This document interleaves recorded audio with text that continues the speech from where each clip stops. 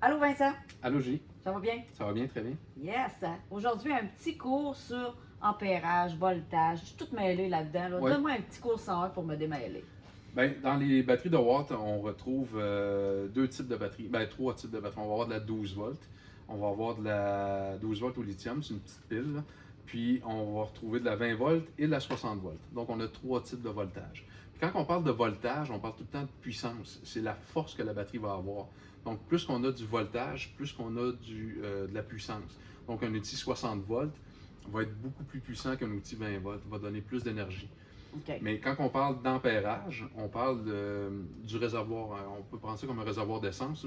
Plus que l'ampérage est haut, plus qu'on a un réservoir. Donc, une batterie comme ici qui a 9 ampères, on le voit par rapport à la 2 ampères, OK. elle est beaucoup plus grosse, on a beaucoup plus d'autonomie avec ça. C'est que si je pars avec une batterie 60 volts, avec une scie à chaîne, j'ai beaucoup plus d'autonomie que la 20 volts 2 ampères. Surtout OK. une scie à chaîne qui va consommer Oui. beaucoup d'énergie. C'est pour ça Oui, qu'idéalement, ça a besoin de puissance. c'est Là. ça.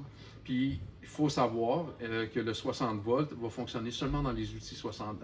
Le 60 volts va fonctionner dans les outils 60 volts et dans les outils 20 volts. OK. C'est une batterie qui s'appelle FlexVolt, batterie flexible, qui va faire 20 volts et 60.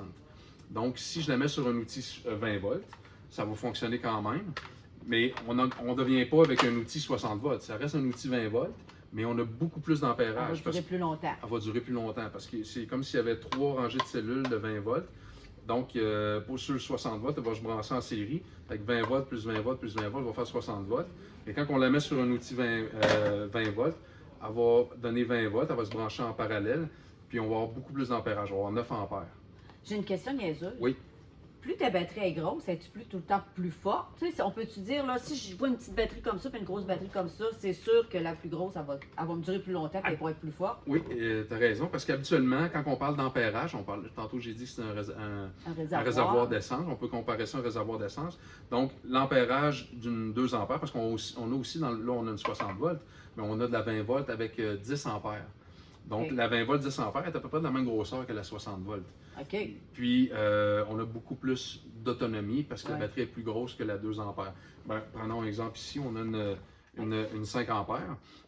Voyez, elle est 2 fois plus grosse que la 2 ampères. OK. Puis, Ouais.